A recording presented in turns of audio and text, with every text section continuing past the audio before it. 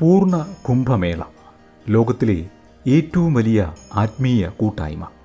ലോകത്തിൽ വെച്ചും ഏറ്റവും സമാധാനപരമായി നടക്കുന്ന ഒത്തുചേരൽ എന്ന പ്രത്യേകതയും ഇതിൻ്റെ വലിയ തോതിലുള്ള ലോകശ്രദ്ധയ്ക്ക് കാരണമാകുന്നു.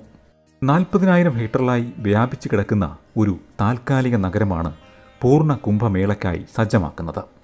ഏകദേശം 45 കോടിയോളം വരുന്ന വിശ്വാസികളെ ഉൾക്കൊള്ളാനും ഇതിലൂടെ സാധിക്കുന്നു. താൽക്കാലിക ക്ഷേത്രം മുതൽ ആശുപത്രിയും മാർക്കറ്റും വരെ കുംഭമേള സിറ്റിയുടെ ഭാഗമായി വരുന്നു. എന്താണ് കുംഭമേള? 2000 വർഷങ്ങളായി തുടരുന്ന ഇതിൻ്റെ പ്രാധാന്യമെന്ത്?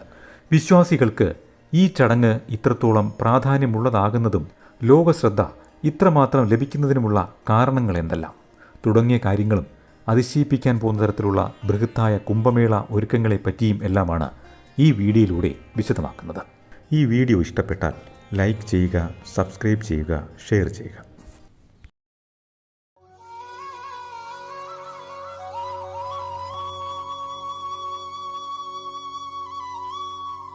പുണ്യതീർത്ഥങ്ങളുടെ സംഗമസ്ഥാനമായ പ്രയാഗ്രാജ് മോക്ഷവും മുക്തിയും ആനന്ദവും അറിവും എല്ലാം തേടിയെത്തുന്ന ആത്മീയ അന്വേഷികൾക്ക് ഇവിടം നിത്യതയിലേക്കുള്ള കവാടമാകുന്നു.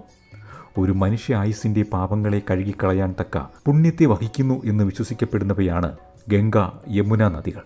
ഈ നദികൾക്കൊപ്പം ഭൂമിക്കടിയിലേക്ക് മറഞ്ഞുപോയ സങ്കല്പ നദി സരസ്വതിയും ഒത്തുചേരുന്നതിനാൽ ഇവിടം ത്രിവേണി സംഗമം എന്നും അറിയപ്പെടുന്നു. മറ്റൊരു പൂർണ്ണ കുംഭമേളയ്ക്ക് കൂടി വേദിയാകുകയാണ് തീർത്ഥരാജ് എന്ന പേരിലും അറിയപ്പെടുന്ന ഉത്തർപ്രദേശിലെ പ്രയാഗ്രാജ്.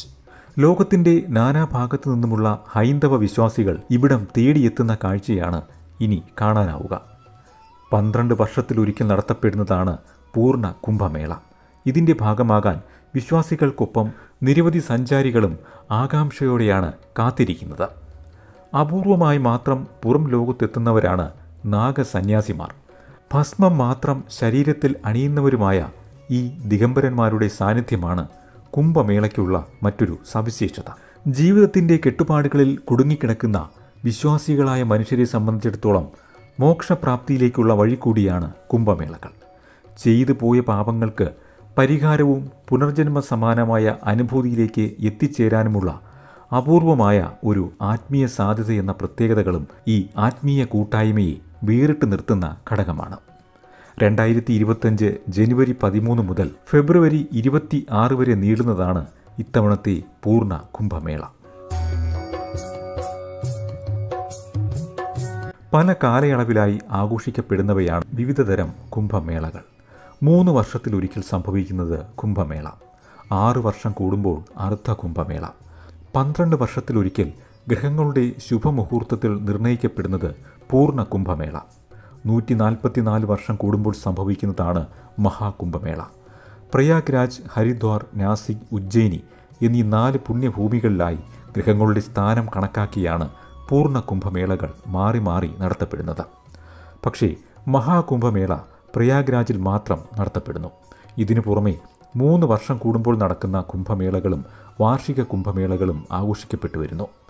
ഒരു മനുഷ്യ ആയുസ്സിൽ എല്ലാവർക്കും സാധ്യമാകുന്ന ഒന്നല്ല 144 വർഷം കൂടുമ്പോൾ നടക്കുന്ന കുംഭമേള. അതിനാൽ തന്നെ പൂർണ്ണ കുംഭമേളകൾക്ക് വിശ്വാസികളെ സംബന്ധിച്ചിടത്തോളം വലിയ പ്രാധാന്യമുള്ള ഒരു ചടങ്ങായി കണക്കാക്കപ്പെടുന്നു. കുംഭമേളയുടെ ഐതിഹ്യം എന്താണെന്ന് നോക്കാം. പാലാഴി മദനവുമായി ബന്ധപ്പെടുത്തി ആചരിക്കുന്ന ഒരു ചടങ്ങാണിത്. പാലാഴി കടഞ്ഞുകിട്ടിയ അമൃത് സ്വന്തമാക്കാനായി ദേവാസുരന്മാർ 12 ദിനങ്ങൾ നീണ്ട യുദ്ധം നടത്തി. മനുഷ്യലോകത്തിലെ 12 വർഷങ്ങൾക്ക് സമമാണിതെന്നും പറയപ്പെടുന്നു. അമൃത് കൈക്കലാക്കി ഗരുഡൻ്റെ പുറത്തേറി മഹാവിഷ്ണു പോകും വഴി ഭൂമിയിലെ 4 ഇടങ്ങളിലായി അമൃത് വീണു. അമൃത് വീണ ഇടങ്ങളിലെ പുണ്യതീർത്ഥങ്ങളാണ് പ്രയാഗ്രാജ്, ഹരിദ്വാർ, നാസിക്, ഉജ്ജയിനി എന്നും വിശ്വസിക്കപ്പെടുന്നു. കുംഭമേള നടക്കുന്ന അപൂർവവും വിശിഷ്ടവുമായ പുണ്യമുഹൂർത്തങ്ങളിൽ ഈ തീർത്ഥങ്ങളിൽ അമൃതിൻ്റെ സാന്നിധ്യമുണ്ടെന്നും ഒരു മനുഷ്യൻ്റെ പാപങ്ങളെ കഴുകിക്കളയാൻ ഇതിലൂടെ സാധിക്കുമെന്നും എന്നാണ് വിശ്വാസം. കുംഭമേള നടക്കുന്ന പ്രധാന ദിനങ്ങളിൽ നടത്തുന്ന പുണ്യതീർത്ഥ സ്നാനത്തെ ഷാഹി സ്നാനം എന്നറിയപ്പെടുന്നു. ഭക്തരെ സംബന്ധിച്ചിടത്തോളം അത്രമേൽ പ്രാധാന്യമുള്ളതിനാൽ ഇതിൽ പങ്കെടുക്കാൻ അഭൂതപൂർവമായ തിരക്കും അനുഭവപ്പെടുന്നു. മകരസംക്രാന്തി ദിനമായ ജനുവരി 14 ഒന്നാം ഷാഹി സ്നാനം നടക്കുക. മൗനി അമാവാസി ദിനമായ ജനുവരി 29 നടക്കുന്ന രണ്ടാം ഷാഹി സ്നാനം വസന്ത പഞ്ചമി ദിനമായ ഫെബ്രുവരി 3 മൂന്നാം ഷാഹി സ്നാനം, മാഹി പൂർണിമ ദിനമായ ഫെബ്രുവരി 12 ഷാഹി സ്നാനം എന്നിവയാണ് പ്രധാന സ്നാന ദിവസങ്ങൾ. ഈ സമയത്ത് തീർത്ഥസ്നാനത്തിനായി വലിയ തിരക്കും അനുഭവപ്പെടും. ജനങ്ങളുടെ നിരന്തരമായ ഒരു പ്രവാഹമാണ് കുംഭമേളയിൽ എത്തുക. 15 സംസ്ഥാനങ്ങളുടെ ഒത്തുചേർന്ന പ്രവർത്തനമാണ് ഇത്തരത്തിലൊരു മേളയുടെ നടത്തിപ്പിന് സാധ്യമാക്കുന്നത്. IIT-യുടെ സഹായത്തോടെയാണ് അടിസ്ഥാന സൗകര്യങ്ങൾ ഒരുക്കിയിരിക്കുന്നത്. 56 കിലോമീറ്റർ നീളത്തിലുള്ള താൽക്കാലിക റോഡ്, 36 പാർക്കിംഗ് ഏരിയകളിലായി 1,62,000 വാഹനങ്ങൾക്ക് പാർക്ക് ചെയ്യാനുള്ള സൗകര്യം എന്നിവയ്ക്ക് പുറമെ 14 ആശുപത്രികൾ, 243 ഡോക്ടർമാർ, 50,000 പോലീസ് ഒഫീഷ്യൽസ് എല്ലാം ഈ ചടങ്ങിൻ്റെ ആവശ്യങ്ങളിലേക്കായാണ് സജ്ജമാക്കുന്നത്. താൽക്കാലിക ക്ഷേത്രവും മാർക്കറ്റും വരെ ഇവിടെ കാണാനാവും. വലിയൊരു കച്ചവട സാധ്യതയും ഇതിലൂടെ ലക്ഷ്യമാക്കുന്നുണ്ട്. ഇത്തവണത്തെ പൂർണ്ണ കുംഭമേളയിൽ 25,000 കോടിയുടെ വരുമാനം പ്രതീക്ഷിക്കുമ്പോൾ 40,000 ഹെക്ടറിൽ വ്യാപിച്ചു കിടക്കുന്ന ഈ മേളയുടെ ബഡ്ജറ്റ് 6,382 കോടിയാണ്. ക്ലീനിംഗ് പ്രവൃത്തികൾക്കായി 15,000 സന്നദ്ധ പ്രവർത്തകർ അണിനിരക്കും. പരിസ്ഥിതി സൗഹാർദ്ദമായിരിക്കും മേള എന്ന സന്ദേശം എത്തിക്കുന്നതിനായി 1000 റിക്ഷകൾ ഇതിൻ്റെ ഭാഗമാകും. 300 വോളണ്ടിയർമാരാണ് വിവിധ ഭാഗങ്ങളിലായി നദീതീരം വൃത്തിയാക്കാനായി ഉള്ളത്. 4 ഗിന്നസ് റെക്കോർഡുകളാണ് ഇത്തവണത്തെ മേളയിലൂടെ പ്രതീക്ഷിക്കുന്നത്. പൂർണ്ണ കുംഭമേള അവസാനമായി നടന്നത് 2013-ലാണ്. അന്ന് ഇതിൻ്റെ ഭാഗമായത് 10 കോടി ആളുകൾ. താൽക്കാലിക സിറ്റിയായി കുംഭനഗരി മാറുകയാണ് ചെയ്യുന്നത്. അന്ന് തൊഴിൽ ലഭിച്ചത് 6,50,000 പേർക്ക്. ആ മഹാസംഗമത്തിലൂടെ ലഭിച്ച വരുമാനം 12,000 കോടി. ഭൂമിക്ക് ഉയരെ നിന്ന് കാണാനാവുന്ന ജനസാഗരമാണ് കുംഭമേളയുടെ പ്രത്യേകത. ഭൂമിയിൽ നിന്നും 817 കിലോമീറ്റർ ഉയരത്തിൽ നിന്നാണ് ISRO സാറ്റലൈറ്റ് കഴിഞ്ഞ തവണത്തെ കുംഭമേള ചിത്രങ്ങൾ പകർത്തിയത്.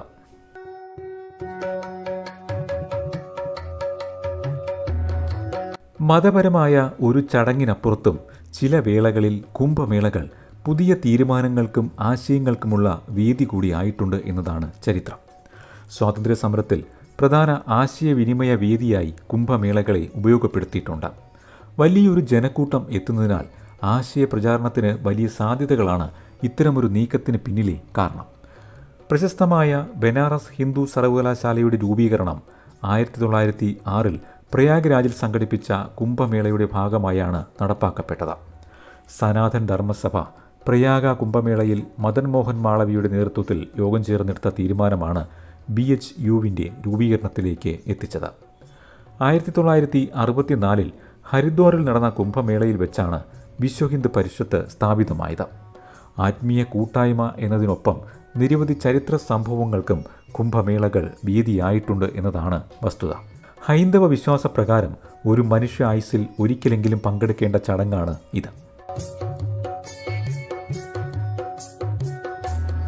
ജലം അമൃതിന് തുല്യമാകും എന്ന് വിശ്വസിക്കപ്പെടുന്നതും ഗ്രഹങ്ങളുടെ സംഗമദിനത്തിലെ പ്രത്യേകതകളെ മുൻനിർത്തി നടത്തപ്പെടുന്നതുമാണ് കുംഭമേള. ഇന്ത്യയെ തേടി ലോകമെത്തുന്ന മഹാസംഗമമെന്നും ഇതിനെ വിളിക്കാനാവും. ആചാരാനുഷ്ഠാനങ്ങളുടെ കാര്യത്തിൽ തികച്ചും വ്യത്യസ്തമാണ് ഈ മഹാരാജ്യം എന്ന കാര്യവും വ്യത്യസ്തമായ ഇത്തരം ആചാരാനുഷ്ഠാനങ്ങൾ എടുത്തുകാട്ടുന്നു.